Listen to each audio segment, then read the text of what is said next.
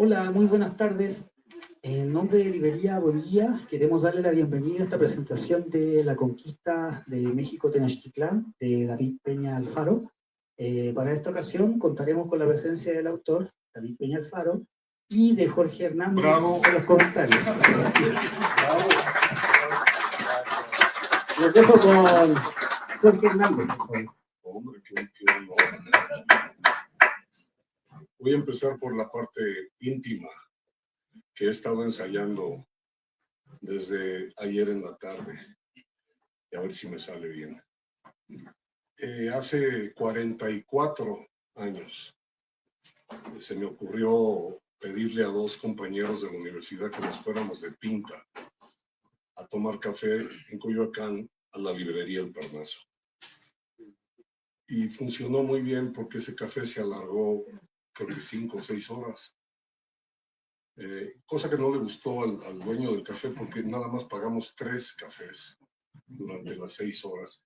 Y nos levantamos con la promesa de que, ¿por qué no nos juntamos el próximo sábado? Pero que cada quien traiga a alguien inteligente. Esa es la condición. Pero si además ese alguien tiene propensión a escribir o pinta para escritor, para poeta, pintores no. Te dije, va a ser un cochinero esto. Y no me acuerdo, pero no sé si fue Juan Carlos, pero el caso es que a la siguiente reunión llegó David Peña Alfaro. Y sucedió algo que sucede de vez en cuando y que a mí me emociona, que se llama la amistad a primera vista. Si uno cree en el amor a primera vista, tiene que creer en la amistad a primera vista, y a mí se me ha concedido con algunos de mis amigos. El Parnaso fue el nombre que le dimos a la tertulia, duró casi 5 años. Llegamos a ser en promedio 12 apóstoles. Los voy a mencionar porque me gustaría imaginar, en la madrugada lo pensé, que en el momento en que yo dijera sus nombres, tuvieran el descaro de ir separando y demostrar que a pesar del medio siglo nos seguimos queriendo. La verdad es que nos dejamos de ver. De hecho, a David lo dejé de ver casi 30 años, lo volví a ver por azar en Colima, en el lobby de un hotel, y luego volvieron a pasar otros años hasta que ayer tuvo a bien invitarme a comer. Y hubiera salido más barato invitarme un traje, comprarme ropa, o lamento todo lo que pedí, perdóname. Por hacer también resulta que a su hermana yo ya la conocía. Lo que pasa es que soy un pinche majadero, y ella se presentó conmigo en la biblioteca del Colegio Madrid. Yo, porque trabajo de noche, tenía que llevar a mis hijos a un horario verdaderamente imperdonable, que es a las 7 de la mañana, que es a la hora que me duermo. Entonces yo pedí permiso en el Madrid para quedarme en la biblioteca. Entonces, por eso quizá me viste ahí. Los compañeros de mis hijos creen que yo soy el bibliotecario, pero no, es que yo me quedaba ahí porque no tenía caso regresar en el tráfico. Pero bueno, nos volvimos a ver hace un año en San Luis Potosí. Celebro volver a verte, y perdóname que no até cabos cuando te vi en el Madrid, pero bueno. Tomás Viro y Juan Carlos Herreguerena fueron los primeros del Parnaso. Tomás Viro, nieto del que inventó la pluma Vic, y por ende heredó la genética del delirio, y es un demente, afortunadamente millonario, aunque no le hemos podido pedir dinero prestado, y vive en Madrid. Yo vivía en Madrid hasta hace unos meses y la vida me concedió volver a frecuentarlo. Está idéntico. Juan Carlos Herreguerena es otro demente, que es economista, hizo varios posgrados y ha recorrido 4 religiones y no encuentra la salvación.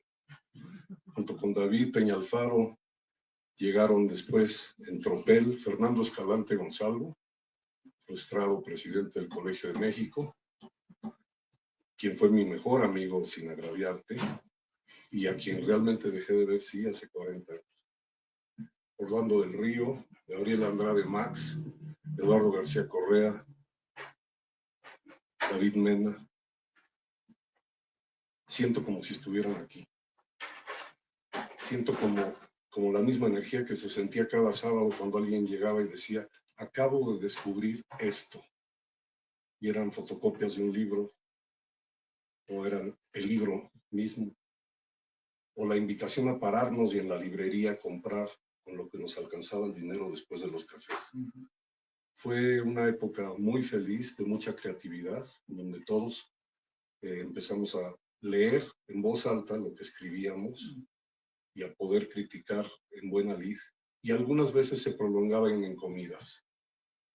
De David me quiero concentrar particularmente en el embrujo que tenía la larga cabellera rubia de este orate y sus ocurrencias de anciano infantil. Es decir, era un viejo sabio desde que era joven, que era capaz de andar en los pasillos del ITAM, por ejemplo, concentrado. ¿Y qué traes ahí? Un librito. Es un librito. Y era un pinche librito ilegible, pero este güey lo estaba leyendo. Y es el mismo orate que en una ocasión del Parnaso pasamos a la Puerta del Sol, gloriosa cervecería, y luego después de casi 11 rondas, nos dimos cuenta que lo que nos incomodaba era un individuo que parecía albañil, que ponía en la rocola New York, New York, en la versión de José José. Si no conocen esa versión, por favor evítenla. Es muy mala. Yo creo que Sinatra, de hecho, tuvo problemas mentales cuando yo Cascada de luz. Y este tipo llevaba 7 u 8 veces que la ponía, parecía albañil, y nosotros no queríamos parecer burgueses afrancesados para callarlo o sobajarlo. Y además estaba acompañado de 2 tipos bastante, como se dice vulgarmente, bastante mamados. Y sin embargo, David Peña Alfaro dijo, yo voy a hablar con él. Sí, con esta risita. Y oímos todos cómo se acercó al más musculoso de los acompañantes del personaje y le dijo, unas vencidas. Y dijimos, ya nos van a matar, nos van a violar, mañana salimos en el alarma, se acabó todo el sueño literario de cada uno de nosotros. Y la sorpresa fue cuando lo venció.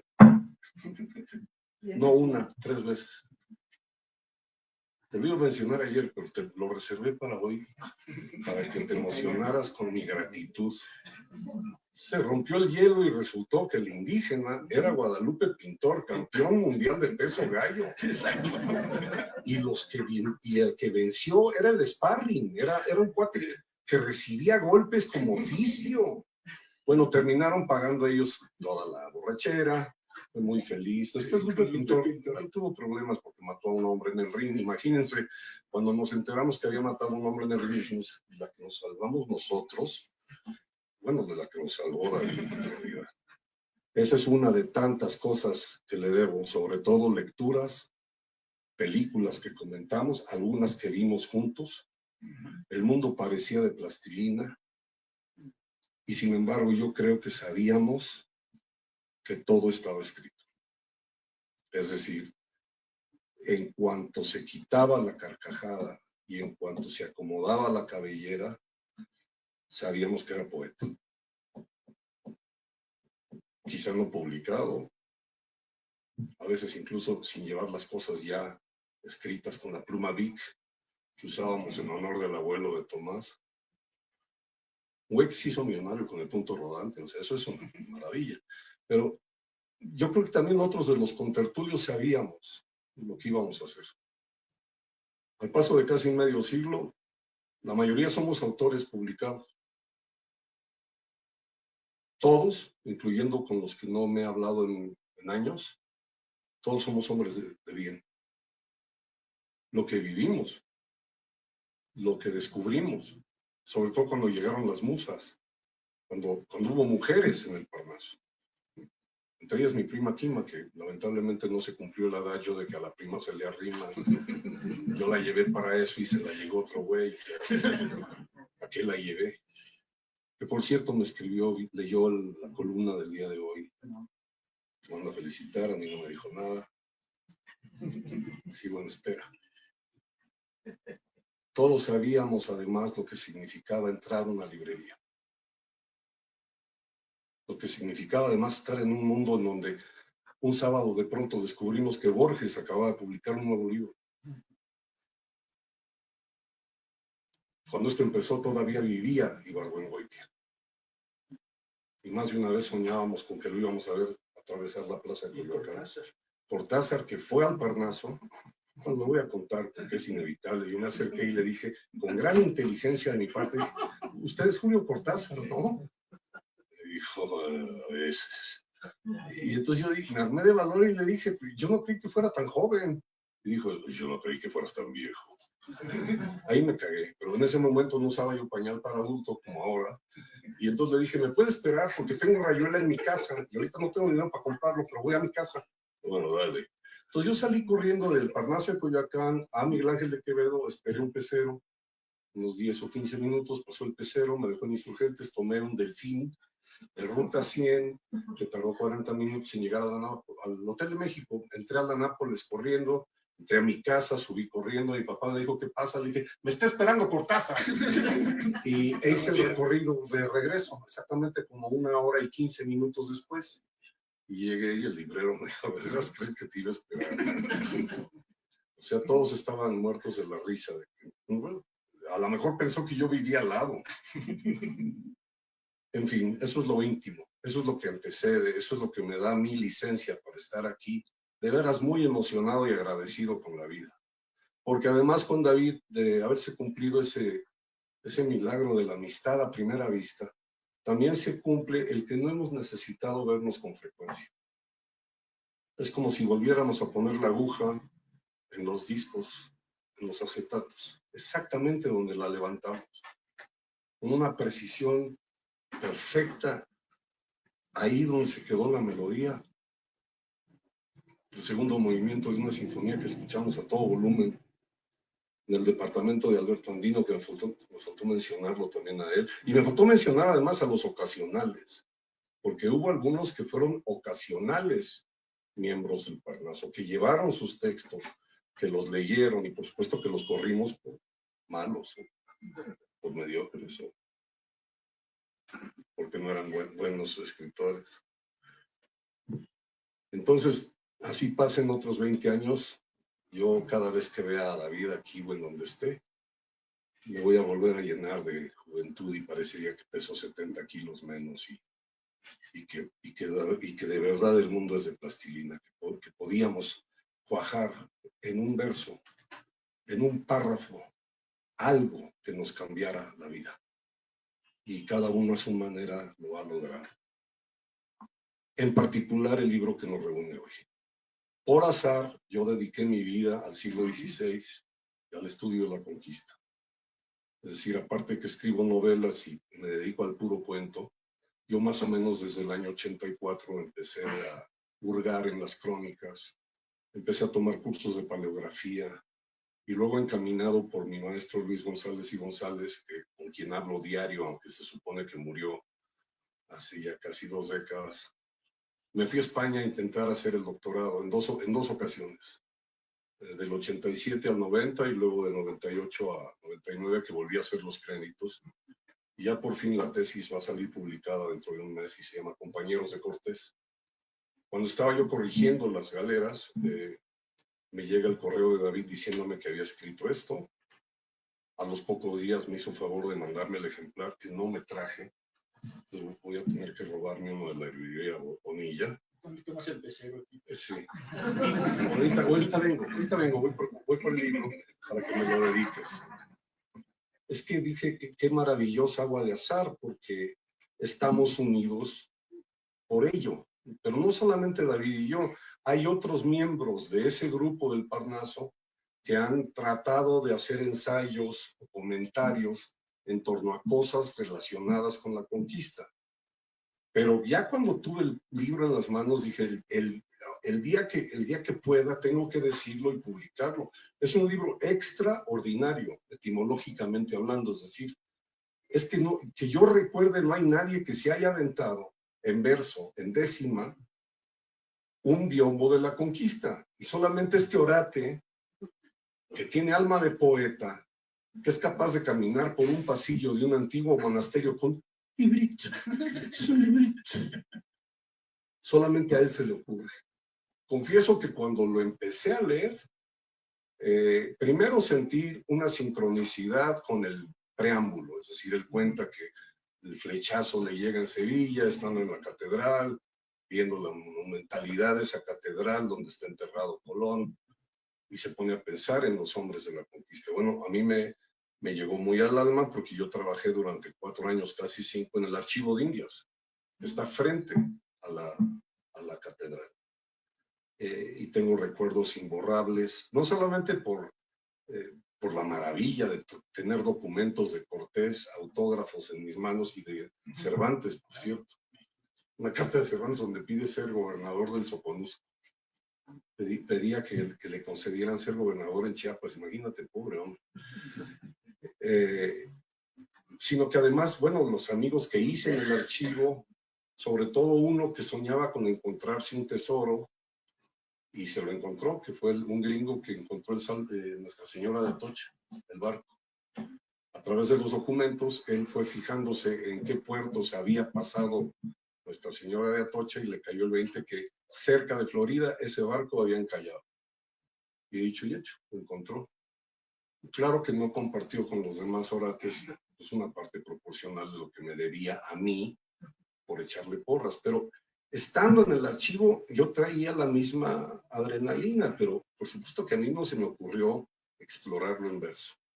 Y antes de pasarle la palabra al autor para que podamos aplaudirle de entrada, quiero mencionar que yo de la 10ª Espinela sabía que Espinel era amigo de Cervantes y fue fiel amigo, ¿sí? Siempre lo apoyó, creo que además lo defendió cuando la gente empezó a hablar mal de Cervantes, sobre todo de las hijas de Cervantes, a las que les decían las Cervantas. Y hay ahí un misterio de un tipo que murió acuchillado afuera de la casa y parece ser que había tenido favores carnales con la hija de don Miguel. En fin, estragos por querer ser el gobernador del Soconusco. El caso es que yo no sabía que Espinel es el que inventó o aportó la sexta cuerda a la guitarra. Eso me lo dijeron mis hijos, sobre todo Sebastián. Son músicos, mis hijos me dijeron, no, déjate tú de los versos, porque la 10ª Espinela ya la practicaban también otros. Y que es un rollo que yo no me lo sé de memoria, pero son rimas consonantes en un juego barroco muy enrevesado, que a mí se me encarna como la cabellera rubia de un amigo entrañable, al que lo puedo ver ahora, que se supone que estamos canosos, y no ha pasado ni un solo día desde que lo abracé por primera vez en Coyoacán. Les pido un aplauso para David Peñalfaro y que nos platique su libro.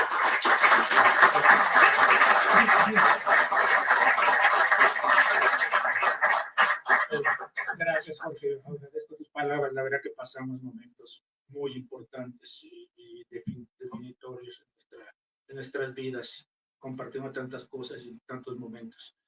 Pero antes de nada, quiero agradecerles a ustedes la presencia. Es para mí un honor poder compartir este momento con ustedes, y a cada uno de ustedes les doy las gracias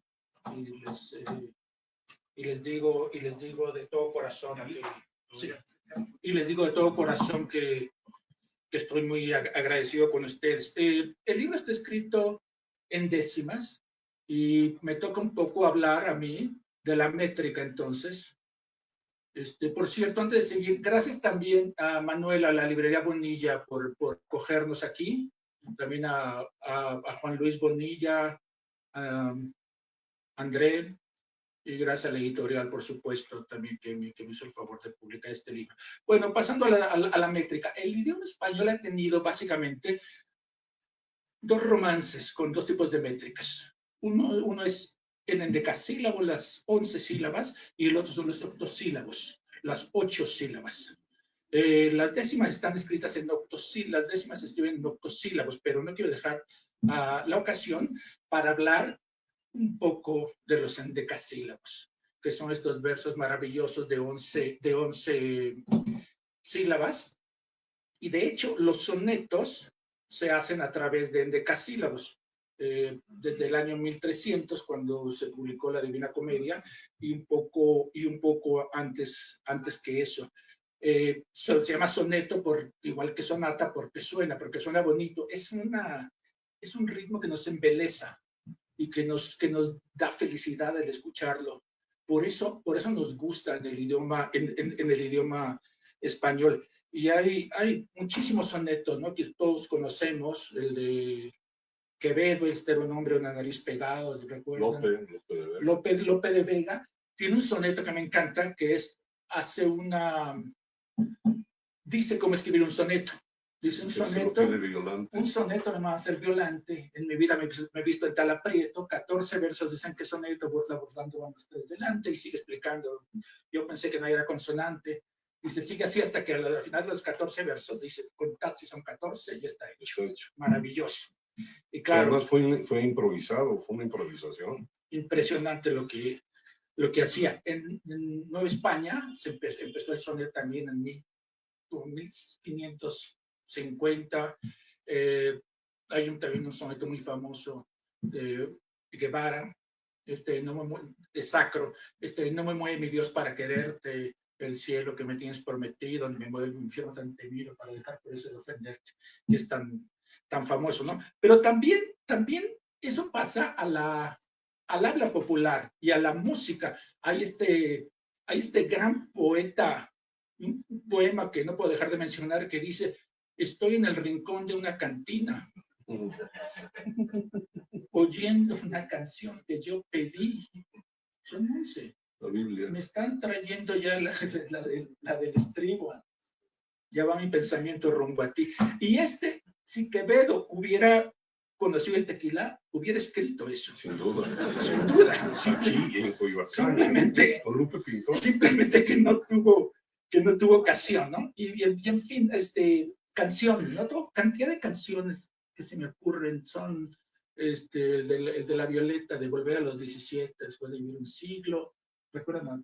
Yo creo que además que todos los países se adjudican el origen musical de la décima cantada. Los argentinos dicen que es del payador perseguido. Exactamente. Los chilenos también dicen que son de ellos. Sí.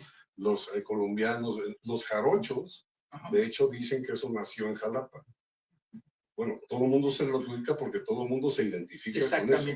Es una melosa, es un contagio meloso. Exactamente, las canciones, yo pisaré las calles nuevamente, del que ofrece Santiago de Sangrita, todo esto, ¿no? Bueno, pero basta de decasílabos, porque lo que nos interesa son los octosílabos.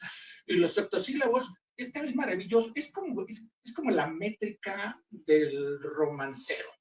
Es decir, las primeras coplas españolas están escritas en octosílabos, y todo nos llega porque nos parece hermoso el octosílabo también en español. Corridos. 15 años tenía Martina cuando su amor me entregó.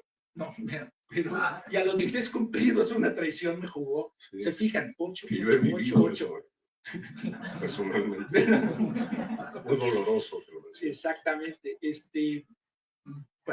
Rosita Alvir, el año de 1900, mi presente tengo yo, en un pueblo de Chihuahua. Se fijan, los jarochos utilizan muchísimo los octosílabos. Sí. Aprendí a tocar jarana en la Casa de Cultura. Y son repentistas. Y así empezó ese exacto. Cuando te preguntan tu nombre y ahí delante de ti inventan. Exacto. Impresionante lo que hacen. Y las ocho sílabas siempre nos están persiguiendo. Juegos de niño, ¿no? Doña Blanca está cubierta. Sí. De pilares de oro y plata. De pilares de oro y plata, cuentan de pilares de oro y plata. Ya estamos, ¿no? Yo también creo que Cricri, ¿no? Cricri. Bueno, hay mucha música. El romancero gitano, piensen en cualquier poema del romancero gitano de García Lorca, sí, el que se les venga a la mente, sí, y ese es el octosílabo. Sí. Verde que te quiero verde, su luna de pergamino. Amor que esté herido. Antonio Torres Heredia, hijo y nieto de Camboyos. Hijo y nieto de Camboyos. Una vara de mimbre va a Sevilla a ver los toros.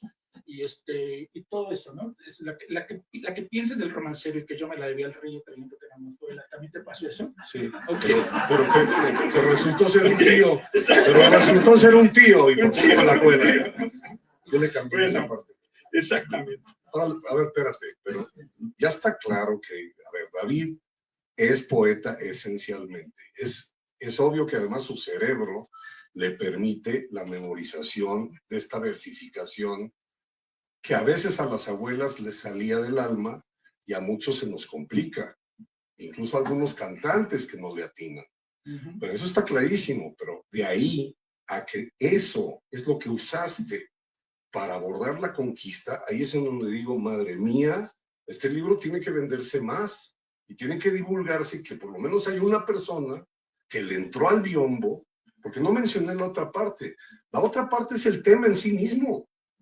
La conquista de México no había sido abordada así.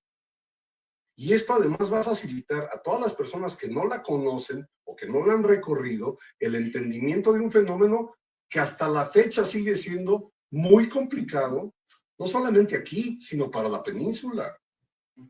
Es vergonzoso que en la península, donde yo he vivido hasta 16 años, no tienen ni zorra idea de la conquista. Ni zorra idea. Y la calle Hernán Cortés es un callejón perdido en Malasaña. Y está enterrada en una iglesia perdida. Sí, perdido. En fin, este nos lleva finalmente a las décimas. Se le ocurrió a don Vicente Espinel poner una serie de octosílabos juntos. Básicamente, la idea es la siguiente. Hace 10 versos y todos son octosílabos. De tal manera que la primera, la cuarta y la quinta deben de tener rima perfecta. La sexta, la sexta, la séptima, octava y novena, séptima, octava y décima, rima perfecta. 8, 9, rima, 2 y 3 rima. Y les voy a decir, quizá la décima más famosa en la faz del planeta Tierra, que es de una parte del monólogo de Segismundo, de Calderón de la Barca, de la vida es sueño, cuando él se está quejando, no sé por qué, pero lo tiene encerrado desde que nació. Entonces, y dice, ¿cómo dice? Mísero de mí, apurar cielos pretendo, ya que me tratáis así, ¿qué delito cometí contra vosotros naciendo? Aunque si nací yo entiendo qué delito he cometido. Bastante causa he tenido vuestra justicia y temor para tener la ocasión. Se me fue la onda. No importa, ya nos dejaste solo quisiera saber, para apurar mis desvelos, dejando una parte cielos el delito de nacer, ¿qué más os pude ofender para castigarme más? No nacieron los demás, pues si los demás nacieron, ¿qué privilegios tuvieron? Y yo no puse jamás. Y así va. Entonces, eso hace que se escuche hermoso y que se sienta. Don Vicente Espinel se lució, aparte de la sexta cuerda, que me tiene sin cuidado, con las décimas. Pero este libro también, como decías, de la conquista. Aquí no voy a entrar mucho en detalle, pero claro, es un tema que siempre me ha apasionado y me ha hecho leer mucho al respecto, desde que me hicieron bolas en la secundaria con algunas lecturas que no comprendí, pero he seguido tratando de leer un poco. Me interesa la parte histórica, o por supuesto que es interesante, pero también la parte sociológica que comentabas, ¿no? Cómo la conquista es un evento fundacional en la cultura mexicana que tiene, sin lugar a duda, dos caras, de cómo la vemos, y aquí ya sabemos saben de qué estoy hablando, por lo cual creo que no vale la pena continuar, decir algo más de la conquista. Y si les parece bien, les voy a leer un par de décimas de mi libro. Yo creo que más de un par sería fantástico. Sí, quiero agregar una cosa, que es que la lectura del libro la realicé primero de una sola sentada, es decir, de corrido. Confieso que además pensando, es que no puede ser que David haya hecho esto. O sea, entonces tiene huevos que alguien se proponga hacer esto. Y en algún momento hay un descalabro. En primer lugar, como no hubo descalabro, entonces lo empecé a leer salteado. Y empecé a marcar las que me... Pero te digo, dejé el ejemplo. Ahorita voy a pero lo que sí quiero agregar es que es un biombo correspondiente al hecho histórico y podría también considerarse como una crónica en décima. Es decir, las décimas, como los corridos, están contando una historia. Entonces, aquí hay un principio y un final de algo que se supone que sabemos. Y sin embargo, está organizado como una especie de eslabón de descubrimiento en muchas partes, es decir, de cosas que habíamos pasado por alto. Dicho eso, Tiene la palabra el autor. Gracias, Jorge. El libro lo empiezo hablando de Tenochtitlán y lo acabo el 13 de agosto de 1521, año en que cae Tenochtitlán. Pasan cantidad de cosas, hablo de Cortés, hablo de la Noche Triste, la Malinche, de Pánfilo de Narváez y todo esto. Entonces voy a leer un par de décimas. Empiezo con esta que dice, y recuerdan cómo van los sílabos. Tenochtitlán era hermosa, con altitud soberana, su belleza se desgrana con majestad bulliciosa, una ciudad victoriosa, rodeada de 100 montañas, con diosas en las entrañas que reflejan lo sagrado en su lago enamorado y sus villas aledañas. Voy a pasar a otro. Cuando hablo de...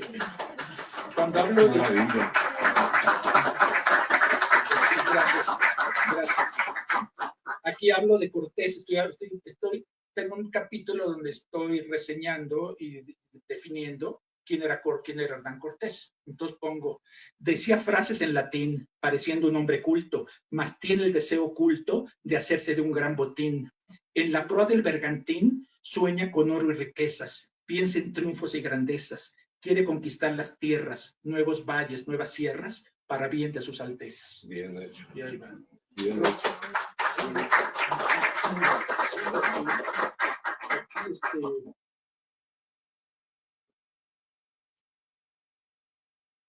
Aquí es cuando los españoles van entrando en Tenochtitlán. Entonces, Calzada de Iztapalapa fue testigo del desfile. No hay español que vacile en esta final etapa. Ningún soldado agazapa sus intenciones guerreras. Van formados en hileras, blandiendo lanzas y espadas, como en antiguas cruzadas. Son hombres de caras fieras. Y vamos ahí avanzando. Al final, termino con la... ¿Cómo va avanzando esto? Esto ya es, al final pongo, con Tenochtitlán rendida, hubo lamentos y llantos, hubo banquetes y cantos, hubo misas enseguida, hubo furia contenida, hubo largas procesiones, hubo duras condiciones, hubo risas y jolgorio, hubo un nuevo purgatorio y hubo pocas concesiones.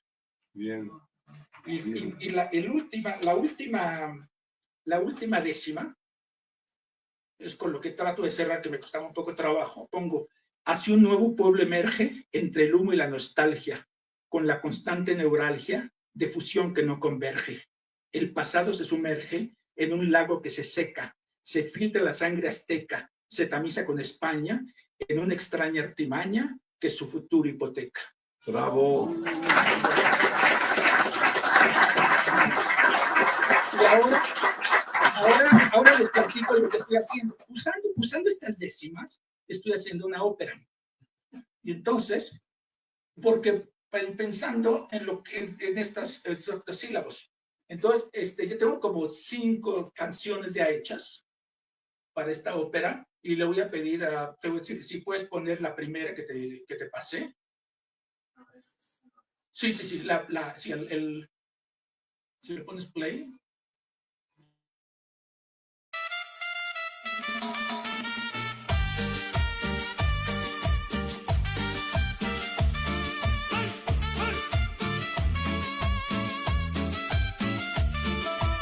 Tenochtitlán era hermosa, con altitud soberana, su belleza se desgrana, con majestad bulliciosa, una ciudad victoriosa, rodeada de 100 montañas, con dioses en las entrañas que reflejan lo sagrado en su lago enamorado y sus villas aledañas Era un recinto sagrado, su centro ceremonial, siendo una gran capital, con un futuro gestado. El sitio está amurallado con pirámides grandiosas, con sus serpientes plumosas, sus canales son torrentes de 1000 guerreros valientes. Era un sitio inexpugnable, nunca en historia atacada, pues su natural vaguada le da firmeza de sable. Un poeta lo había dicho, veo que el águila salvaje, después de un glorioso viaje, usó el nopal como nicho, no es del destino un capricho.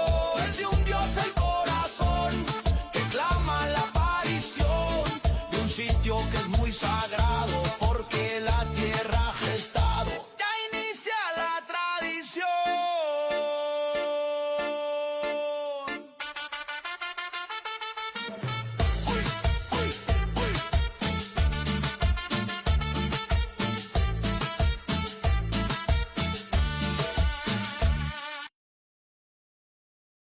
Una computadora, pero sí. La música es tuya. Sí, la música, los derechos, sí. Ahora, la música de las palabras es incluso sin instrumentos, es decir, en el papel. Supongo que todos van a comprar no uno, sino 2 ejemplares hoy, uno para consumo personal y el otro para regalarlo, porque sería un gran regalo. Es decir, el soneto lo que hace es que uno parecería que está cantando. 2.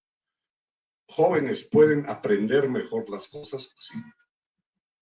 3.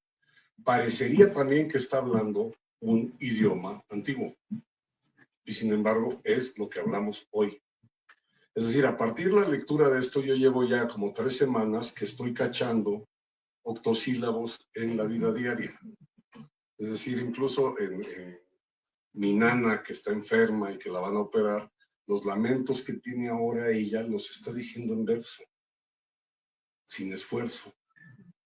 Y mi tía Lola dice, ¿tú qué crees que sea eso? Le digo, es que está hablando el alma, así le sale del alma.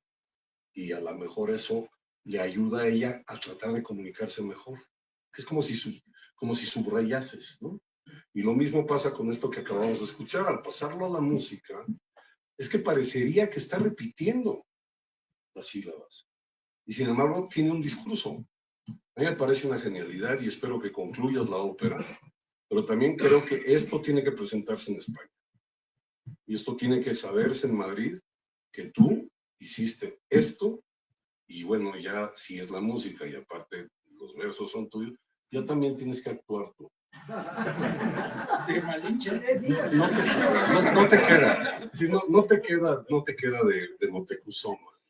Yo podría ser el cacique gordo de Zempoala, pero a ti te queda ser Pedro de Alvarado. Pero no salto. Sí, y era rubio. El salto de Alvarado. Le decían el sol, porque Donativo. Cuando yo estaba haciendo el doctorado, el gran genio maestro José Cepeda Adán, que ya falleció, maestro emérito, me encargó un trabajo sobre la matanza del Templo Mayor. Y yo me explayé y empecé a hablar mal de Pedro de Alvarado. Hay crónicas que insinúan que estaba ebrio, que se empulcó y que en un baile tradicional él vio una azonada, pensó que era una revuelta y por eso es la gran matanza. Que Cortés en realidad se había ido a combatir a Pánfilo de Narváez. Y entonces cuando yo ya me solté la lengua sobre Alvarado, se paró un compañero bastante intimidante, mucho más que el guarura de Lupe Pintor, un tipo como de 2 metros que dijo, no permitiré que habléis así de mis ancestros. Se hizo un silencio incomodísimo y Cepeda dijo, eso es a lo que yo quería llegar. Antonio, usted está muy ofendido, muy ofendido. ¿Usted de dónde es? Y dijo, de Ávila, a mucha honra. ¿Y su familia? Mi familia se ha dedicado a queso de oveja, queso de cabra y dulces. Supongo que como mazapanes, ¿no? Y todas las generaciones han entregado su vida a ello. Soy el primero en mi familia en doctorarse en Madrid. Entonces Cepeda dijo, a eso quería llegar. Los ancestros de usted no han salido de la península. Jorge está hablando de los ancestros de él. El hijo puta de Alvarado es su abuelito. Y ese descubrimiento es más o menos lo que pasa con cosas como estas. Cuando la historia se nos pone a flor de piel. Eso es lo que ha logrado David Peña Alfaro. Y me parece de veras ejemplar. Bueno, pues gracias a todos. Que haya preguntas, que alguien pregunte algo.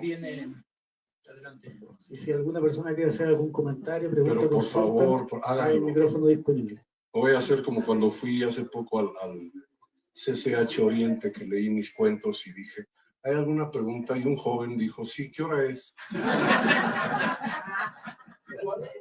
El futuro de México. A ver. Bueno, a mí, Esta es así como que algo para que los No, bueno, probando.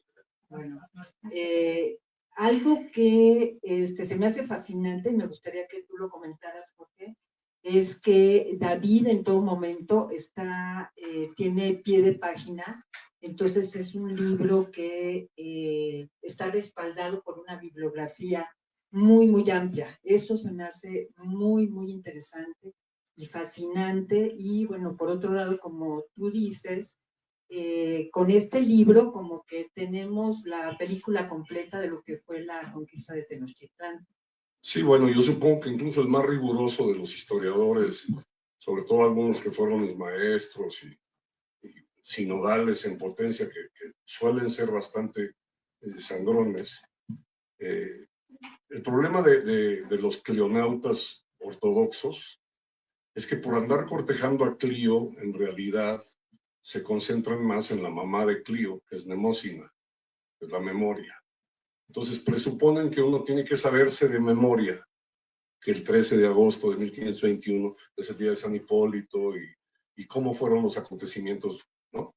Pero aquí el más riguroso de todos ellos no podría negar que esto está sustentado en un desbocado interés, es decir, de no haber leído todo lo que ha leído, no hubiera cuajado esto. Pero además está haciendo algo que el historiador profesional, es decir, los que se creen imbatibles, no tiene, que es la gracia que concede la versificación. Entonces es el arte.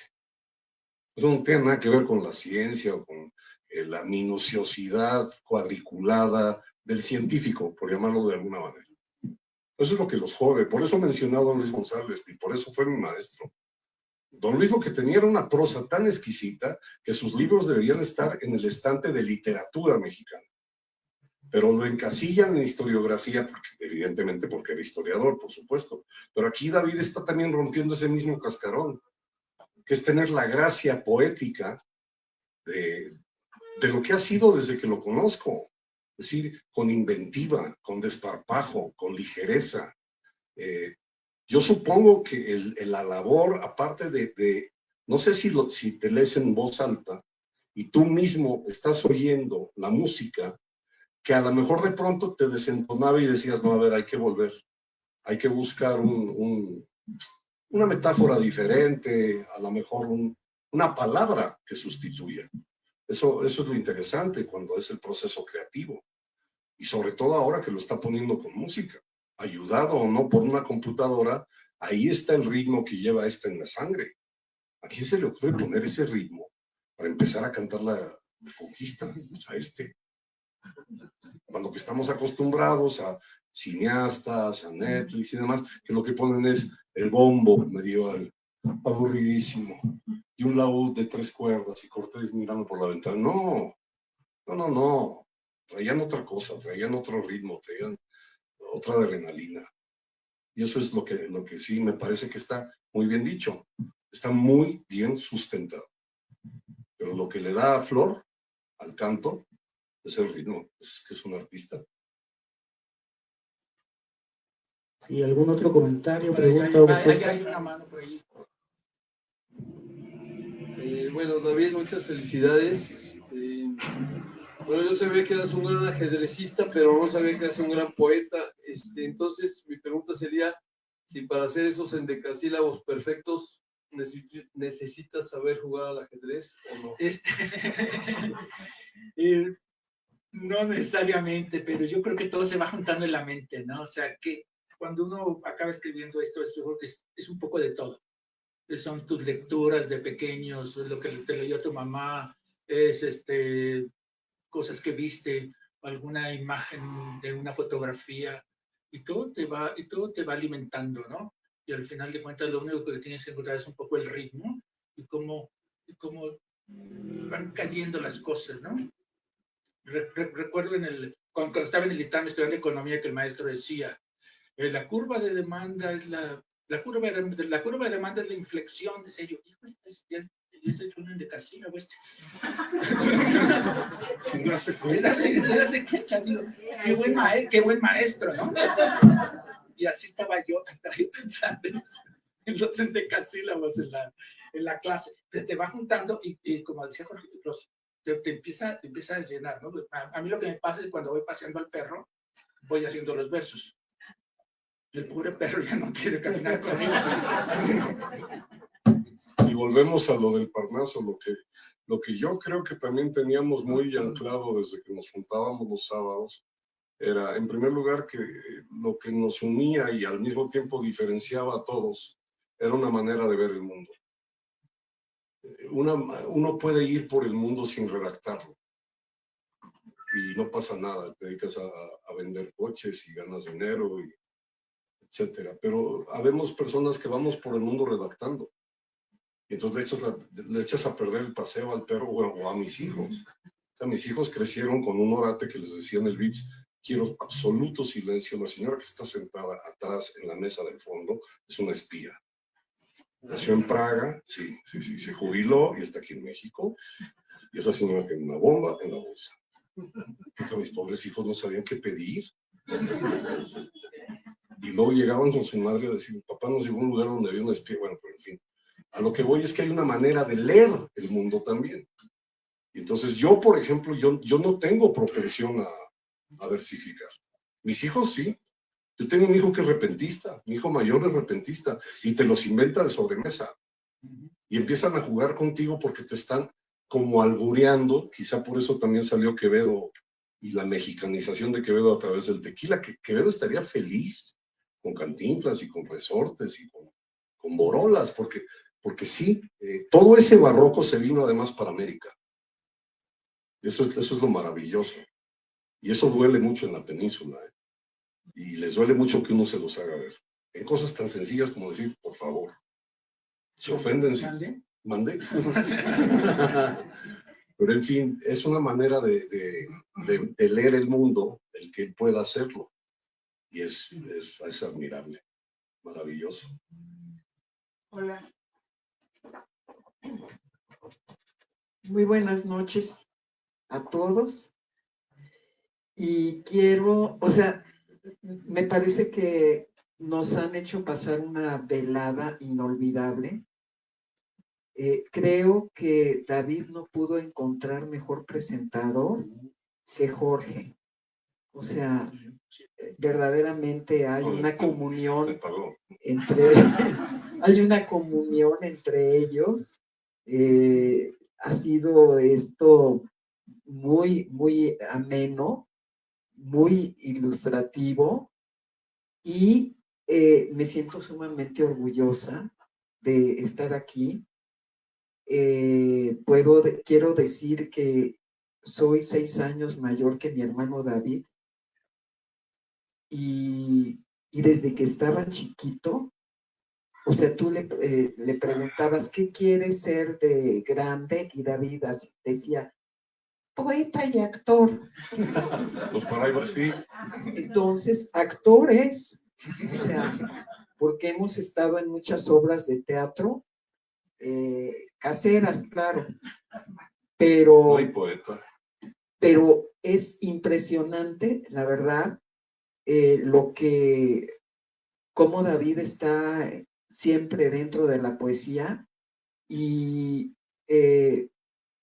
muchas veces cuando íbamos manejando, y aquí está Hilda, su esposa, y David, o sea, ¿por qué se pone a manejar indebidamente? Porque Hilda se sabe todas las calles. Y entonces David va perdiéndose, y entonces Hilda le dijo, oye, ¿y por qué no? O sea, en vez de tener los mapas de las calles, nada más tienes las canciones y los poemas y todo. Y es un lujo compartir esto con David, porque el otro día, me dijo que iba manejando y me empieza a recitar los versos de La Suave Patria. Y yo le dije, David, o frenas o cuídate, no te vayas a ir por una zanja. O llegamos a Pachuca. Sí, y claro, hay una conexión, porque yo me quedé imantada durante días. Y lo mismo leyendo su obra, me quedé embrujada realmente. porque lo disfruto, o sea, como se disfruta David en sus conversaciones, que siempre es genial, divertido, chistoso, y pues tiene la poesía,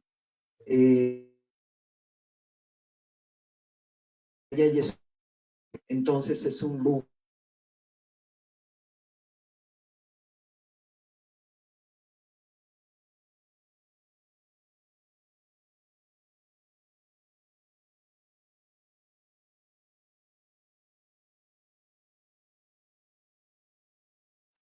Como dice el poema de los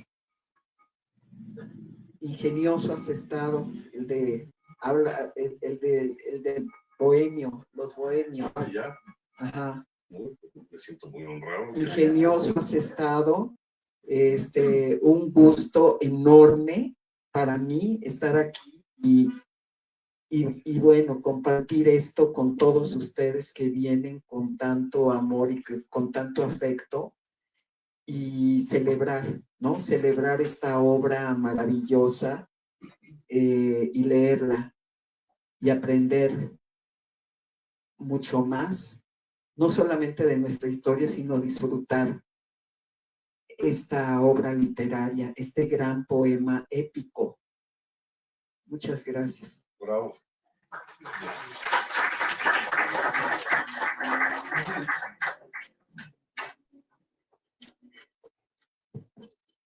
Bueno, mi pregunta es un atrevimiento. Yo no sé demasiado de la historia de México, ni de los historiadores, ni de nada. Pero lo que me hace preguntarte es la posición que tú tomas con respecto a la conquista de México o a esta guerra que tuvieron aquellos con nosotros y los nuestros con ellos. Tiene que ver con intentar como retomar colectivamente la historia de esa hazaña, de ese devenir tan complicado, una especie de Ramayana o Mahabharata, que es para los hindús, que es esta historia épica de su origen, como un intento ahí, porque a la hora que lo metes en cumbia, digo, ¿qué posibilidad de apropiarnos de la historia tan simple, con los octasílabos que se nos dan tan bien? Sí. Es esa la posición, porque esa posición me encanta. Fíjate qué difícil ser objetivo, ¿no? Cuando estás estudiando o platicando de un hecho del pasado. Lo que me pasó es que me costaba trabajo cómo definir a Cortés, porque Cortés es un gran guerrero, un gran hombre, un súper estratega, ¿verdad? O sea, logró con un puñado de hombres lo que parecía imposible, ridículamente imposible. Y en un par de años tenía hincado a un gran imperio. Entonces, ¿cómo puedo transitar por esta parte de la historia sin hacer un héroe a Cortés? Porque tampoco lo quería poner como un hombre de carne y hueso. Y también lo que traté de retratar aquí en el libro fueron las alianzas o dolorosas alianzas que fue creando Cortés con los pueblos, con otros pueblos, básicamente claro, con todos, porque odiaban a los que estaban hartos de los aztecas, ¿no? Entonces, lo que me estaba trabajando era como tratar de mantener un punto medio, tratar de ser objetivo, porque en el fondo estoy contando una historia, no me quiero ir mucho de lado, no quiero... Esta es la dualidad que tenemos, ¿no? No me quiero poner del lado de que nos vencieron, ni del otro lado. Es algo extraño lo que este crisol nos ofreció con estas batallas. Pero sí, esa fue la parte. No es que yo tratara de tomar partido, sino que traté de ser objetivo hasta donde pude. Claro. Y lo lograste. Muy bien, sí, los dos se presentaron. Gracias.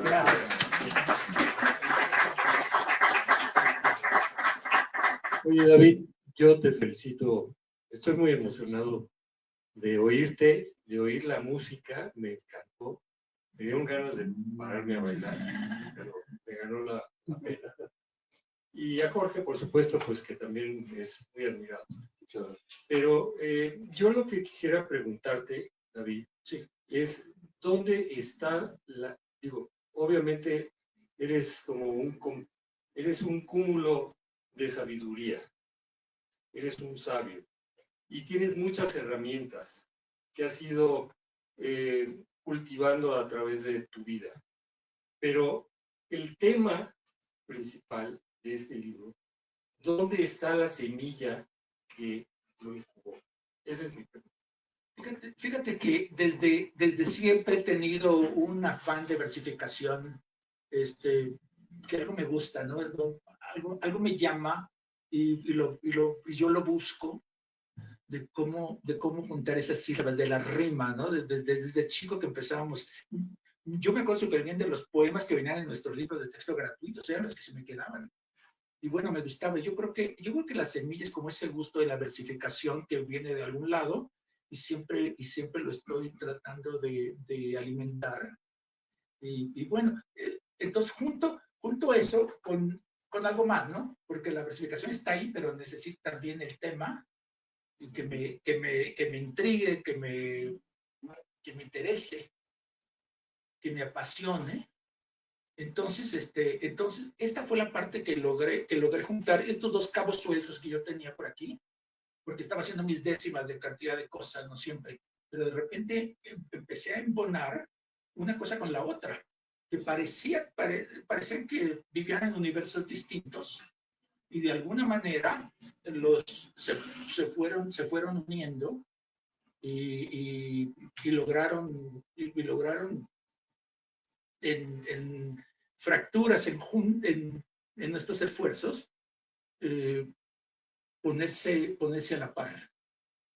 Entonces, básicamente, ¿qué es? Es como, no lo sé muy bien cuál es el tema, lo que es la semilla, pero es el gusto, ¿no? De buscar, de seguir, de leer. Básicamente es eso. Gracias. Al contrario. Bueno, pues felicitarte con Gracias. profundo cariño, con profundo afecto, admiración. Y de lo que oímos, de lo que dijiste y de lo que sonó, me pareció maravilloso el esfuerzo que hiciste. Justamente te iba a preguntar cómo se unieron todas esas cosas en ti, ya lo relataste, pero ese esfuerzo también se deriva hacia lo colectivo, hacia el baile. Yo también quise bailar o sentí eso, y ese arte lo haces accesible, y esa historia que no son letras, y oyes poesía y también dices, híjole, se va a poner medio complicado, y no, todo lo contrario, y tienes ese sentido del humor que no necesariamente te hace reír, sino te hace asociar ideas y te alegra mucho descubrirlo. Muchas felicidades. Gracias, y una pregunta más. Sí, sí. ¿Sigues dando los gasnuchazos con toda fuerza? ¿O ya? Solo a los que se portan mal. Sí, mira. No, me vayas a dar uno. Exacto. Nadie como él para dar Exacto. Nadie. Igual tú.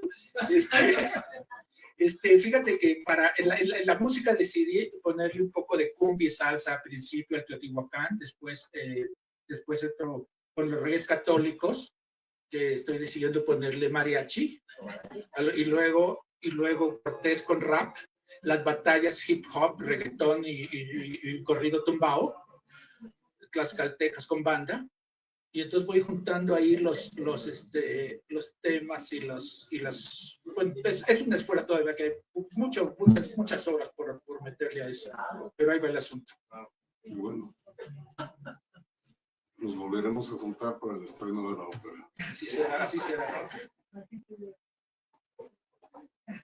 A España nos vamos también. Sí, claro. Nada más, muy breve, realmente me siento muy afortunada que tu primo Mero me hubiera invitado.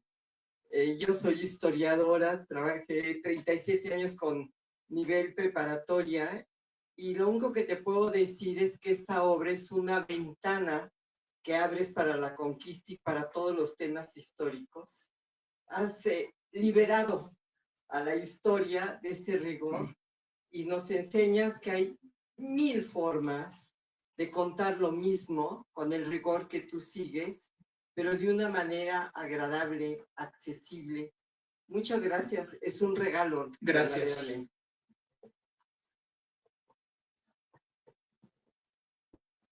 Bueno, en nombre de Librería Bonilla.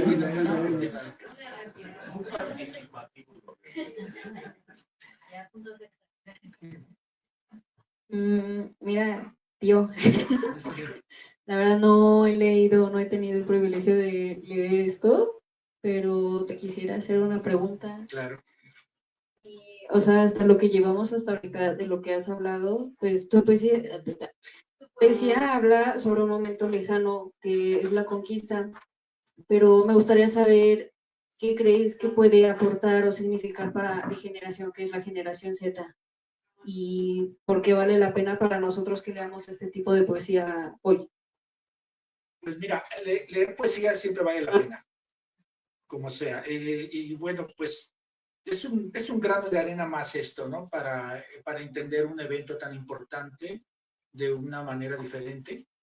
Entonces, pues, juntar las palabras de una manera que parece una melodía al oído y a la vez contar la historia, para mucha gente creo que puede ser una manera diferente de acceder a la historia, porque mucha gente no se quiere leer las cartas de relación de Cortés, exacto, a Bernal Díaz del Castillo, así.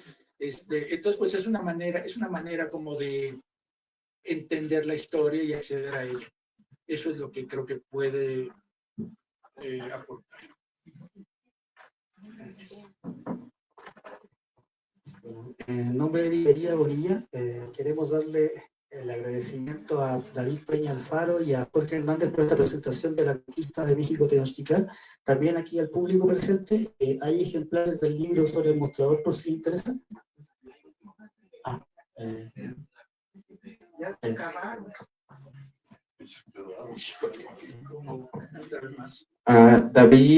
David Spener. Hablando, yo recuerdo cuando íbamos bajando por el río en cámaras de llanta y tú ibas recitando versos a tus perros que tenías sobre las rodillas. Un momento mágico que evidentemente sigues recreando hoy en día.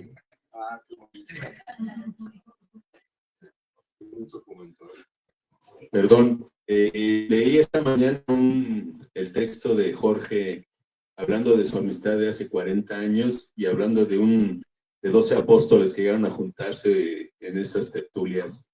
Si pueden comentar algo más al respecto. Bueno, es que nos conocimos por azar en un café que se convirtió en una tertulia donde había estudiantes del ITAM, de la UNAM, del Colegio de México. Al paso de las décadas, la mayoría somos autores publicados. Al principio intenté decir los nombres de todos, a lo mejor se me escapó alguno, porque en realidad nos dejamos de ver, es decir, perdimos contacto y cada quien agarró su rumbo. Pero también yo decía que así pasen los años, nos volvemos a ver y es intacta la ebullición que provocaba eso, que es un poco el sustento de lo que acaba de explicar él, de este libro. Es decir, quisiera también comentarle a tu sobrina lo siguiente, que es que normalmente cuando alguien lee un poema, o nos han dejado leer un poema, y pasaba en el Parnaso, la primera vez que un güey sacó un poema y dijo, se me ocurrió escribir esto sobre la rosa. Y no faltó en algún momento quizá también de engreimiento o de soberbia, a lo mejor mía o de otro, le dijimos, ¿qué te pasa, güey? O sea, Sor Juana ya escribió sobre la rosa. Y Villarrutia, y Borges, o sea. Y me acuerdo que él dijo, sí, pero esto es lo que yo sentí. Y nos cayó el hocico a todos. Y es un cuate que lo escribió con una pluma Bic en un papel y no era para dar a hacer una chava. No era para publicarlo. Es más, ni lo publicó. Porque nosotros llevábamos ya textos escritos a máquina para publicar. Lo que queríamos era publicar. Pero yo me acuerdo, es más, ni estoy diciendo quién fue el que lo hizo, pero a mí no se me olvida el instante eléctrico en que dijo, porque se me antojó. A mí se me ocurrió escribirlo. No podía dormir y no podía quitarme de la cabeza lo de los pétalos. ¿Cómo es el pétalo y tal? Bueno, eso me ha pasado también con otras personas que yo por ejemplo, canto y toco la guitarra, y que alguien dice, ¿y por qué haces eso? Pues me encanta. Y esa canción, pues es una canción yucateca, me la enseñó mi papá. Yo no soy yucateco, ni mi papá tampoco, pero es de un yucateco que se le ocurrió escribir eso, y a mí me parece que cuando la canto yo siento placer. Inexplicable, irracional. Y eso pasaba cada 8 días, cada sábado. Todos estábamos estudiando carreras en realidad para dedicarnos a otra cosa. David y yo estudiamos en economía, y creo que nos cambiamos de carrera el mismo semestre. Dejamos de economía. Algunos de los que iban siguieron siendo economistas y viven de eso, y bueno, tú has vivido además de muchas cosas que no son de la poesía, las finanzas. Y sin embargo lo hacemos. Y es lo mismo que cuando alguien te pregunta, bueno, ¿y a ti qué te importa la conquista? No, me importa por los apellidos. Me importa porque me interesa saber de veras qué pasó, cómo fue eso. ¿Hay alguien que me lo puede explicar en verso, o en dibujo, o en video, o en cumbia? Yo quiero entender, a ver, de veras, llegaron y se comieron a los españoles así, les quitaban el brazo y los españoles llegaron a violar a todas.